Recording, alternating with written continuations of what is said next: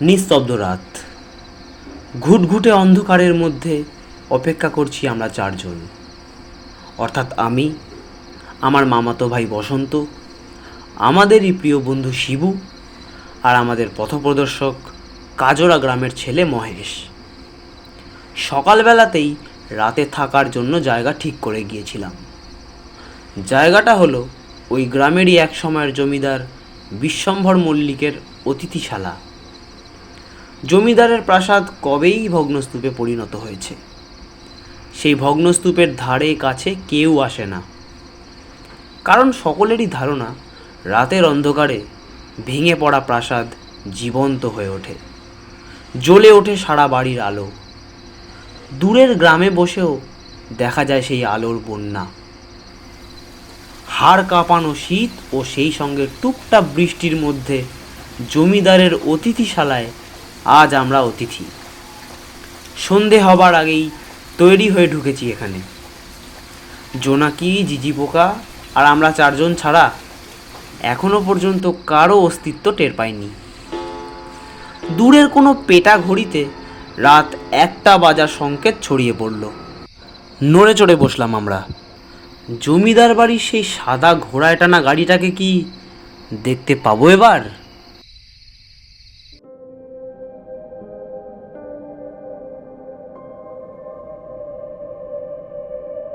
রবিবারের বৈঠকে আজকের গল্প বৈদ্যনাথ বন্দ্যোপাধ্যায়ের রহস্যময় ঘোড়ার গাড়ি।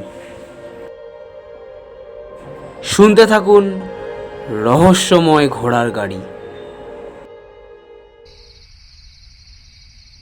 দিনটা ছিল রবিবার। মামা বাড়ি থাকায় সকলেই তার ভয় দুপুরটা ঘুমিয়ে কাটিয়েছি। প্রতিবারের মতো এবারও ছুটি পড়তেই রানীগঞ্জে মামার বাড়িতে এসে হাজির হয়েছি। সমবয়সী দুই মামাতো ভাই বসন্ত, হেমন্ত ও ওদের বন্ধু শিবুর টানেই আমার বারবার রানীগঞ্জে আসা।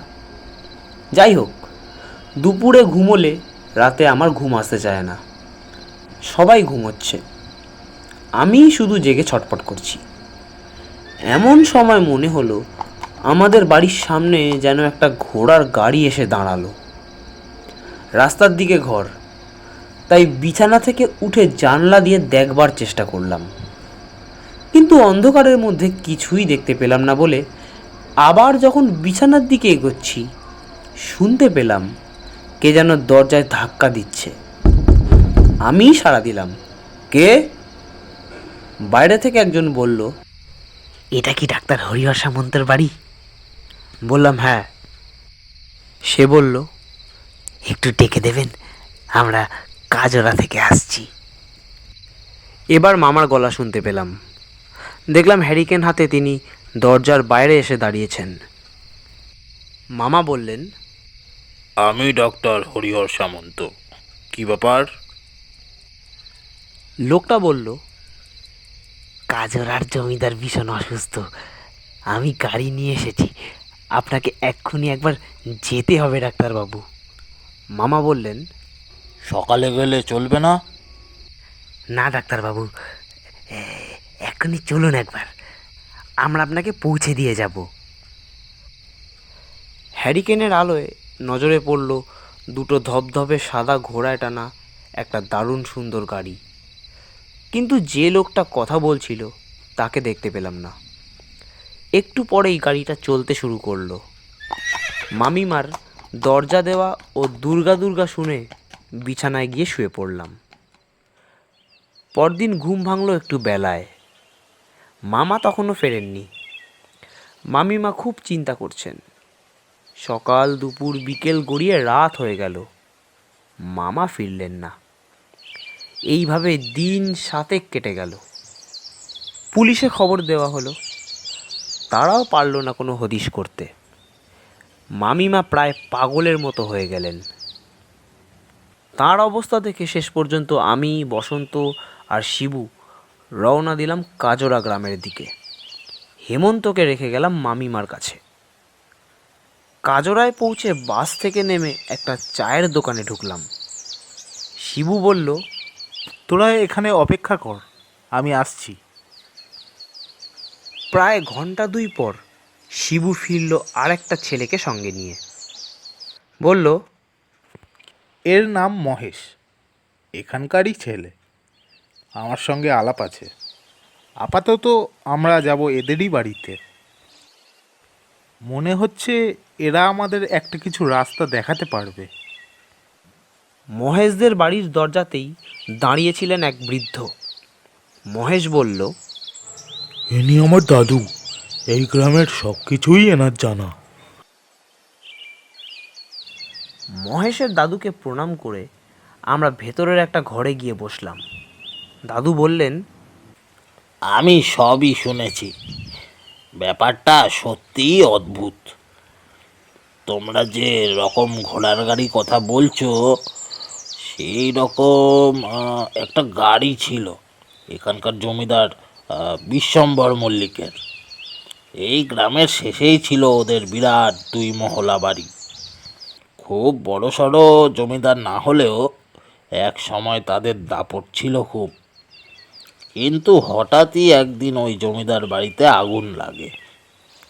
সেই আগুনে সব পুড়ে ছারখার হয়ে যায়। মানুষজন থেকে গরু ঘোড়া অবধি সব শেষ। শুধু বারমহলের অতিথিশালার কিছুটা কিভাবে রক্ষা পায় পরে শুনেছি।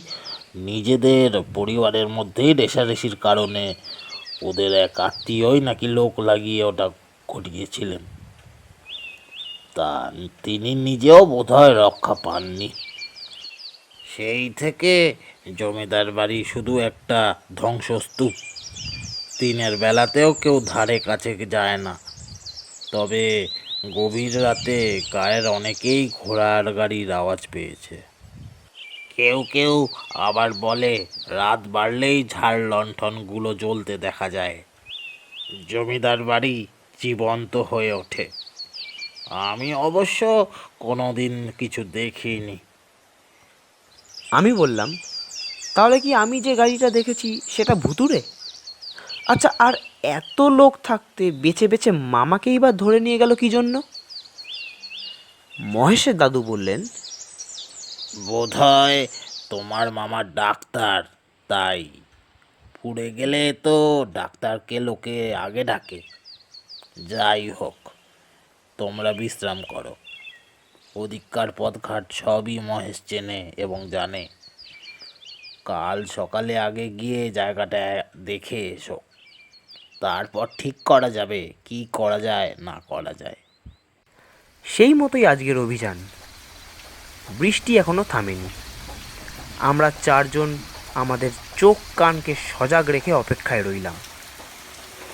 হঠাৎ কোথা থেকে একটা ঝোড়ো হাওয়া এসে যেন আছড়ে পড়ল। সঙ্গে সঙ্গে চোখের সামনে ঘটতে থাকলো সব অবিশ্বাস্য ব্যাপার। আলোয় আলো চারদিক। ভগ্নস্তূপ থেকে উঠে এসেছে সেই আগের জমিদার বাড়ি। আমরা চারজনে যেন পাথর হয়ে গেছি। বৃষ্টি বাতাস আর গাছপালার উন্মত্ত দাপাদাপির মধ্যে মনে হতে লাগলো আজই হয়তো অতিথিশালার ছাদ ভেঙে আমরাও হারিয়ে যাব চিরকালের মতো। কিন্তু ভয় পেলে চলবে না, জানতেই হবে মামা কোথায় গেলেন। অতিথিশালার কাছেই ঘোড়ার খুঁড়ের আওয়াজ শোনা গেল। একটু পরেই অতিথিশালার গা ঘেঁষে ছুটে বেরিয়ে গেল একটা ঘোড়ার গাড়ি। গাড়িটা যেন জমিদার বাড়ির আলোর বন্যার ওপর ঝাঁপিয়ে পড়ল। সাদা ঘোড়া দুটোকে এক ঝলকের জন্য স্পষ্ট দেখা গেল। জীবন্ত জমিদার বাড়ির কোনো আওয়াজ আমাদের কানে পৌঁছাচ্ছে না। কেবল দেখতে পাচ্ছি বাড়ির মধ্যে অনেক ছায়ামূর্তি ঘোরাফেরা করছে। ঝড় বৃষ্টি এখন থেমে গেছে। আমাদের চারপাশের অন্ধকার আরও গাঢ় হয়ে এসেছে। থমথমে পরিবেশে কর্কশ চিৎকার করতে করতে একটা পেঁচা উড়ে গেল অতিথিশালার মাথার ওপর দিয়ে। আপ্রাণ চেষ্টায় নিজেদের স্থির রেখে বসে রইলাম ভোরের অপেক্ষায়। উষার আলো ফুটতেই গাছে গাছে পাখি ডেকে উঠল। আমরাও স্বস্তির নিঃশ্বাস ফেলে বাঁচলাম। অস্পষ্ট পাহাড়ের মতো অদূরে দাঁড়িয়ে রয়েছে জমিদার বাড়ি। কোথায় সেই আলোর রোশনাই? কোথায় মানুষজন? কোথায় বা সেই ঘোড়ার গাড়ি? প্রাণের চিহ্ন মাত্র নেই কোথাও। অতিথিশালা থেকে বেরিয়েই চমকে উঠলাম আমরা। ভিজে মাটিতে ঘোড়ার খুরের ও চাকার দাগ স্পষ্ট। ফিরে এলাম মহেশের বাড়িতে। দাদুকে জানালাম রাতে যা দেখেছি। ঠিক হলো, সে দিনটা বিশ্রাম নিয়ে পরের দিন আবার আমরা যাব। এবার আরও কয়েকজনকে সঙ্গে নেবার পরামর্শ দিলেন দাদু। তাদের হাতে থাকবে মশাল, প্রয়োজন বোধে জ্বালাবে। এরা থাকবে অতিথিশালায়, আমরা থাকব জমিদার বাড়ির গা ঘেঁষে দাঁড়িয়ে থাকা একটা পুরনো বট গাছে। মহেশ আসবার সময় গাছটাকে দেখে নিয়েছে। আমাদের গাছের ওপর থাকবার অনুমতি দিয়ে দাদু বললেন, গ্রামের লোকজনকে নিয়ে তৈরি থাকবো। মশালের আলো দেখলেই জমিদার বাড়ির সামনে হাজির হব। সন্ধ্যের আগেই বেরিয়ে পড়লাম। আমাদের সঙ্গে গ্রামেরই আরও 4 জন লোক যোগ দিয়েছে। সকলেই সাহসী, তাই ব্যাপারটাকে চ্যালেঞ্জ হিসাবে নিয়ে এগিয়ে চললাম মাঠের মধ্যে দিয়ে। অতিথিশালায় পৌঁছে গ্রামের 4 জনকে সেখানে রেখে আমি, বসন্ত, শিবু আর মহেশ একে একে উঠে পড়লাম বটগাছে।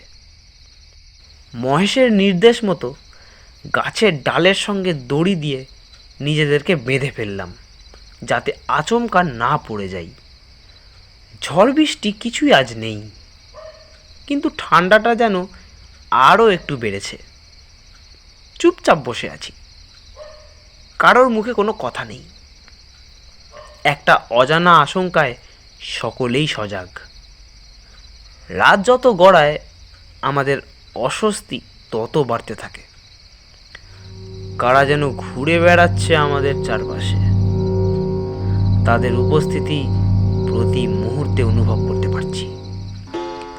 আগের দিনের মতো পেটা ঘড়িতে 1টা বাজতেই জ্বলে উঠল জমিদার বাড়ির সব আলো।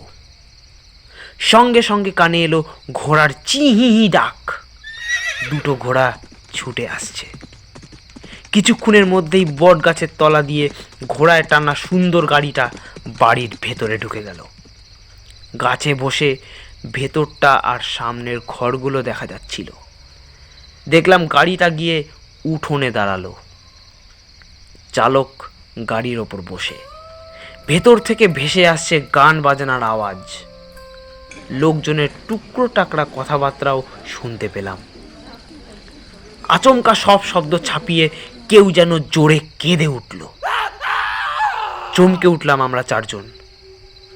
এ তো জ্যান্ত মানুষের আর্তনাদ। পর মুহূর্তে নিস্তব্ধ রাতের সমস্ত স্তব্ধতাকে তছনছ করে দিয়ে ঘোড়ার গাড়িটা উল্কার মতো কোথায় যেন চলে গেল। আবার কিছুক্ষণের মধ্যেই ফিরে এসে নিজের জায়গায় দাঁড়িয়ে পড়ল। স্পষ্ট দেখলাম গাড়ি থেকে একটা বীভৎস মুখ বেরিয়ে এসে ঢুকে গেল বাড়ির ভেতরে। কান্নার আওয়াজ ও আর্তনাদ আবার ছড়িয়ে পড়ল চারপাশে। এখানের বাতাস যেন ক্রমশই ভারী হয়ে উঠেছে। আমরা আস্তে আস্তে সকলকে বললাম, সাবধানে থাকো। সামনের যে জানলাটা দিয়ে ভেতরটা দেখা যাচ্ছিল, হঠাৎ দেখলাম সেই জানলা জুড়ে একটা মূর্তি দাঁড়িয়ে আছে। আলো অন্ধকারের মধ্যে তাকে স্পষ্ট দেখতে পাচ্ছিলাম না, কিন্তু জানলা থেকে সরে গিয়ে যখন ঝাড় লণ্ঠনের আলোর তলায় দাঁড়ালো, তখন তার বীভৎস কালো মুখটার নজরে পড়তেই চমকে উঠলাম। এমন বীভৎস মুখ আর চেহারা আগে কখনো দেখিনি। এরপর ঘরের মধ্যে প্রবেশ করলো আরও কয়েকটা মূর্তি। প্রত্যেকের দেহ যেন আগুনে ঝলসানো। মুখগুলো পুড়ে ভয়ঙ্কর হয়ে গেছে। তারা লম্বা লম্বা হাত বের করে ঘরে দাঁড়ানো মূর্তিটাকে জোর করে সামনের একটা বিরাট খাটে শুয়ে দিয়ে তার ওপরে চাপিয়ে দিল কয়েকটা পুড়ে যাওয়া বিছানার চাদর। খাটে শুয়ে থাকা মূর্তিটা ছটফট করে হাত পা ছুটতে লাগলো। তার ঝলসানো সাদা সাদা হাত পা দেখে আমি ওই ঠান্ডার মধ্যেও ঘামতে আরম্ভ করলাম। বাকি 3 জনের অবস্থাও তথৈবচ। একে অপরের হাত শক্ত করে ধরে মনের শক্তি বাড়াবার চেষ্টা করছি। ওই ঘরের প্রত্যেকটা মূর্তির চেহারা একই ধরনের। তারপর আমাদের সমস্ত চিন্তা ভাবনাকে চুরমার করে দিয়ে সব মূর্তিগুলো হাত পা নেড়ে নিজেদের মধ্যে কি যেন বলা বলি করতে লাগলো। আমরা কিছুই বুঝতে পারলাম না। ভয়াবহ এক অভিজ্ঞতার মুখোমুখি হয়ে আমরা যখন দিশেহারা, ঠিক সেই সময় চোখের সামনে একটা কাণ্ড ঘটল। যে ভয়ে আতঙ্কে সকলকে জড়িয়ে ধরে কাঁপতে লাগলাম। গাছের সঙ্গে নিজেদের বেঁধে না রাখলে হয়তো পড়েই যেতাম। ঘরের প্রত্যেকটা মূর্তি কঙ্কাল হয়ে গেছে। এতগুলো কঙ্কালকে একসঙ্গে দেখে বসন্ত অজ্ঞান হয়ে গেল। পিঠে বাঁধা জলের বোতল থেকে জল নিয়ে মুখে চোখে ছিটিয়ে কোনো রকমে ওকে সুস্থ করলাম। এদিকে জমিদার বাড়ির কঙ্কাল বাহিনী তখন জানলার ধারে চলে এসে এদিক ওদিক তাকাচ্ছে। কিছু বুঝে ওঠার আগেই বেশ কয়েকটা মাংসহীন হাত বেরিয়ে এসে আমাদের বট গাছটাকে ধাক্কা মারতে লাগলো। ভাগ্যিস গাছের সঙ্গে নিজেদেরকে বেঁধে রেখেছিলাম। বুঝতে অসুবিধা হলো না আমাদের উপস্থিতি ওরা টের পেয়েছে। এরপর কি হলো আর জানি না। যখন জ্ঞান হলো দেখলাম আমি জমিদার বাড়ির সামনের মাঠে শুয়ে আছি, অনেক লোক আমাকে ঘিরে। পরে শুনেছিলাম আমাদের সকলের চিৎকার শুনে অতিথিশালা থেকে অন্য 4 জন লোক মশাল নিয়ে আমাদের উদ্ধার করেছিল। মশালের আলো দেখে মহেশের দাদুও ছুটে এসেছিলেন, সঙ্গে গ্রামের 100-2 লোক। তারা জমিদার বাড়ি ঘিরে ফেলে 4-5 জন লোককে উদ্ধার করে। তাদের মধ্যে মামাও ছিলেন। তবে ভৌতিক ব্যাপার স্যাপার সব কিছুই উদ্ধারকারীরা দেখতে পায়নি। যাদের উদ্ধার করা হলো তারা সকলেই আমার মামার মতো ডাক্তার। নিশুতি রাতে রোগীর বাড়ি থেকে ডাক পেয়ে ছুটে এসেছিলেন জমিদার বাড়িতে। সেদিন মহেশের দাদু, মহেশ ও গ্রামের লোকেরা আমাদের জন্য যা করেছিলেন তার তুলনা নেই। সকলকে ধন্যবাদ ও কৃতজ্ঞতা জানিয়ে সেই দিনই মামাকে নিয়ে ফিরে এলাম রানীগঞ্জে। অনাহারে, অনিদ্রায়, আতঙ্কে মামা তখন মানসিকভাবে সম্পূর্ণ বিপর্যস্ত। কখনো ফ্যালফ্যাল করে সকলকে দেখছেন, কখনো চিৎকার করে কাঁদছেন, প্রায় উন্মাদ। আমার ছুটি শেষ হয়ে আসছে, তাই বাধ্য হয়ে কলকাতায় ফিরতে হলো। মাঝে মাঝে বসন্তর চিঠি মামার ধীরে ধীরে সুস্থ হয়ে ওঠার খবর বয়ে আনে। খুশি হই। কিন্তু সেই এক ঘর কঙ্কালের কথা মনে পড়লেই কলকাতার বাড়িতে বসেও ঘেমে উঠি।